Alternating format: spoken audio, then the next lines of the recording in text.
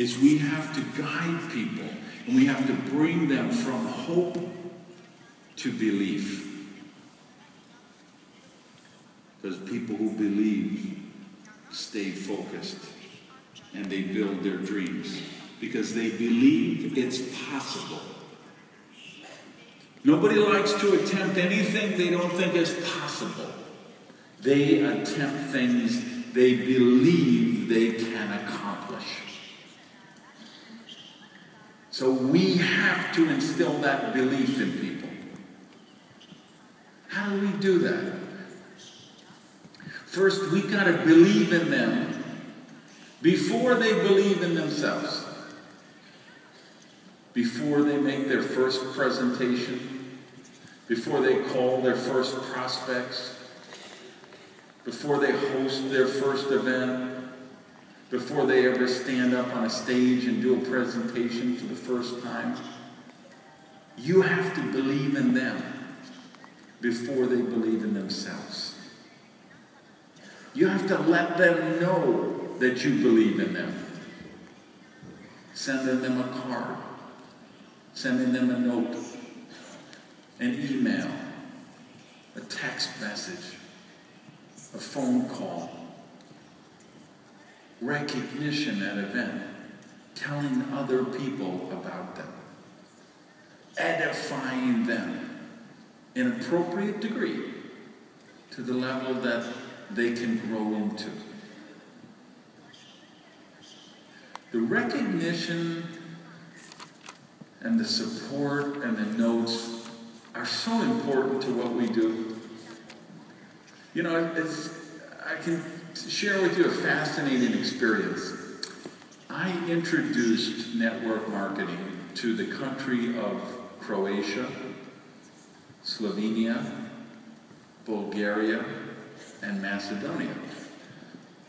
So these were all countries that had been under socialistic type rule, communism, socialism, collectivism of some form.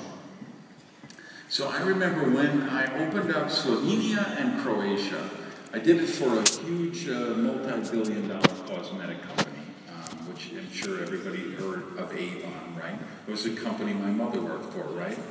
Well, later on in my life, they actually hired me, the franchise there in Slovenia, and they wanted to introduce that as a network marketing company in Slovenia. So they brought me in as a consultant to work with their team.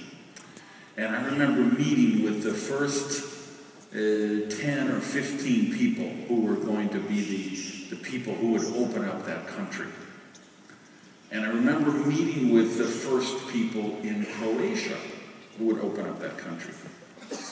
And we opened up Croatia right after the war started. So they were trying to get their independence. We were opening up the company. And the government, to fund the war effort, put a 40% tax on cosmetics the week we opened. There was civil war going on. So we might have an event, and there might be people that had to drive 16 hours because they had to go around enemy-occupied territory to get to the events that we were having. But these people, they had hope. They had hope for a better future, so they did these things. And I remember being in Ljubljana, Slovenia, meeting with those first 10 or 15 people. And I talked about recognizing people, edifying people, believing in them before they believe in themselves. And I talked to them about the power of sending notes and sending cards and making phone calls and things like that. And I remember I finished the training, and one of the people who was in the training of these 10 or 15 people, her name was Mrs. Zupancic. She came to me with a stack of postcards, like this thick. And she said, I need your help. I need a favor. I need you to sign all of these postcards. I said, what is this?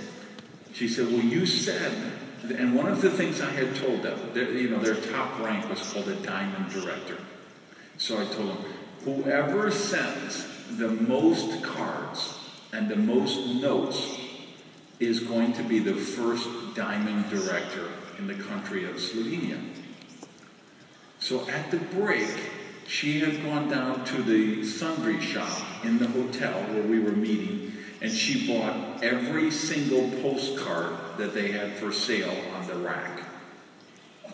And she wanted me to sign every one of those. And she said, every time somebody makes their first call, their first presentation, hosts their first meeting, I'm going to send them a postcard from you and me. Now, don't anyone else get this idea. I'm not going to sign all those cards today. But I was so impressed with her initiative that I did. I stayed and I signed every single one of those postcards for Mrs. Zupancic. And who do you think was the first diamond director in Slovenia? Who do you think won the first bonus car for that company? Of course, it was Mrs. Zupancic. Here's the funny thing. She was about 60 years old. She had never driven a car in her life. She didn't even have a driver's license, but she won the first bonus car. So she hired a driver to drive her around in this new bonus car. That's the power of belief. We celebrate people, we celebrate their successes, we lend them our belief that helps them develop belief. We have to go down and drive depth in an organization. You want to go down many, many levels and work with people in the lower levels of an organization and help create excitement and growth and build volume. And that sends excitement all the way up. So you help people as you go down, you drive depth, and you teach them basic skill sets. Here's some of the basic skill sets that we need to teach new people so they develop confidence, so they build belief. The ability to meet people. That's a skill set. And we have to teach them how to do that. The ability to work a candidate list. That's a skill set that needs to be taught. The ability to make powerful invitations is another skill set that anybody can learn, but they need to be taught. The ability to follow up after they've presented to people. To know what to do, what to say, what materials to give them. So these are 4 simple things. The ability to meet people, the ability to work a candidate list, the ability to invite, and the ability to follow up. 4 very simple skill sets, but they are skill sets that people must be proficient in at least all 4 of those. So what I'm suggesting is you will help people as you drive down in depth, whether you're doing meetings in their living room, you're going to their town, visiting them in a hotel, it might be done on a webcast, it might be on a Skype conference call, it might be done by the telephone, it doesn't matter. We help them drive depth down through an organization. And we're teaching them the skill sets that they can become proficient in those 4 skill sets. And then we teach them, while I'm helping you drive depth down this line, you help your people duplicate the same process, drive depth down the other line, and teach them to be proficient in the 4 basic skill sets: how to meet people, work a candidate list, inviting, and follow up.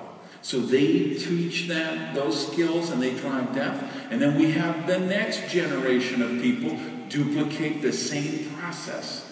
Work down in depth, drive depth, Teach the more basic skill set. Have those people drive depth down another line. Learn those 4 skill sets. Teach those 4 skill sets. Teach those people how to teach their people.